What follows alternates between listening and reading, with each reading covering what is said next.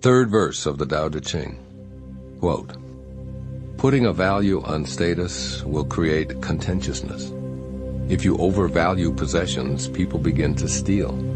By not displaying what is desirable, you will cause the people's hearts to remain undisturbed. The sage governs by emptying minds and hearts, by weakening ambitions and strengthening bones. Practice not doing. When action is pure and selfless, everything settles into its own perfect place." Unquote. Living contentment. This third verse of the Tao Te Ching advises rearranging priorities to ensure contentment. Focusing on obtaining more objects of desire encourages external factors to have control over us. Pursuit of status, be it monetary or a position of power, blinds us to our relationship to the eternal Tao, along with the contented life that is also available. Overvaluing possessions and accomplishments stems from our ego's fixation on getting more wealth, more belongings, more status, more power, or the like. The Tao recommends refraining from this kind of discontented way of life, which leads to thievery, contentiousness, and confusion. Rather than seeking more, the Tao practice of gratitude is what leads us to the contented life. We must replace personal desires with the Tao-centered question, how may I serve? By simply changing these kinds of thoughts, we will begin to see major changes taking place in our lives. The advice to practice not doing and trusting that all will settle into a perfect place may sound like a prescription for laziness in a failed society, yet I don't think that's what Lao Tzu is offering here. He isn't saying to be slothful or inactive. Rather, he's suggesting that trusting in the Tao is the way to be directed by the source of your creation and to be guided by a higher principle than your ego-driven desires.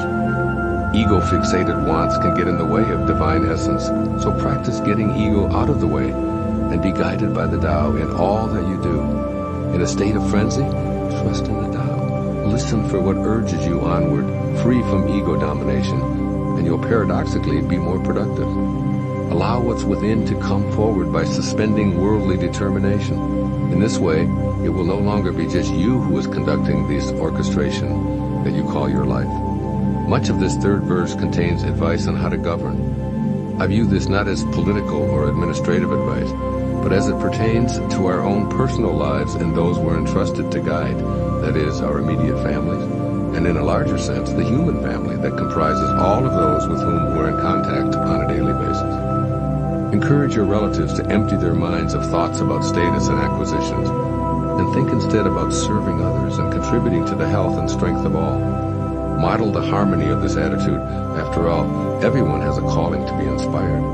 The source of creation is not interested in material possessions or status. It will provide what is needed. It will guide, motivate, and influence you and everyone else. Ego, and its incessant inventory of desires, probably needs to be weakened so that the beauty of the Tao can be sensed.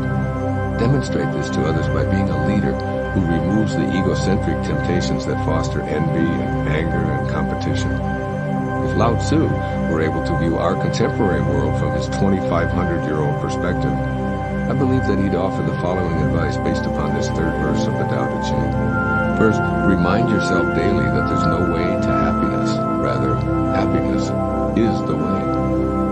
You may have a long list of goals that you believe will provide you with contentment when they're achieved. Yet if you examine your state of happiness in this moment, you'll notice that the fulfillment of some previous ambitions didn't create an enduring sense of joy.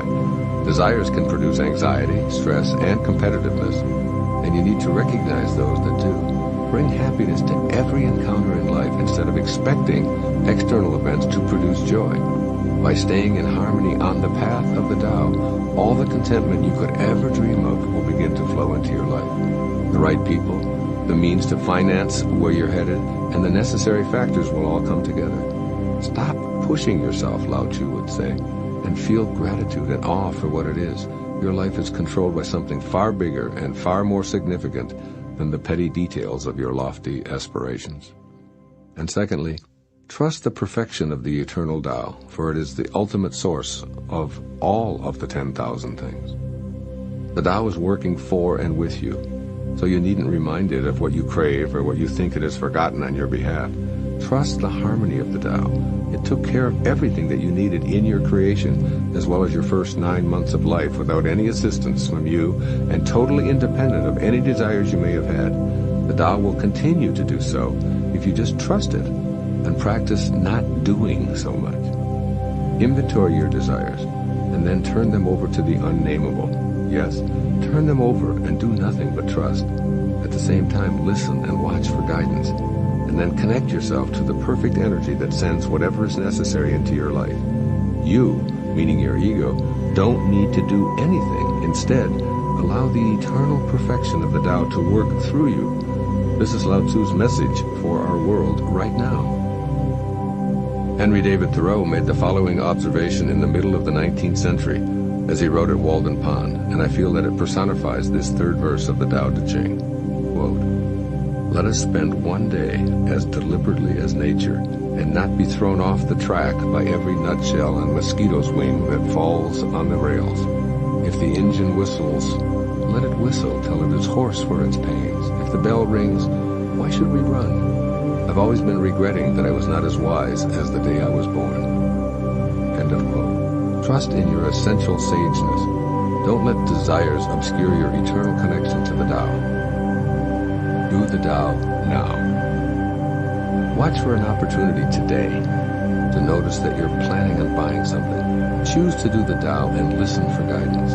Be grateful that you have the choice to make the purchase. Then practice listening to yourself and not doing. Through your feelings, the Tao will reveal the way for you in that moment. Trust it. You might be guided to buy the item and savor it with gratitude, or donate it, or procure one for you and one for someone else, or even to give the money to a charity instead of getting the item, or refrain from obtaining it altogether. Practice doing the Tao in everyday situations, and you'll know contentment in a deeper sense.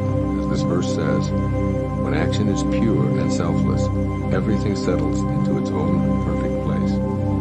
Now that's my definition.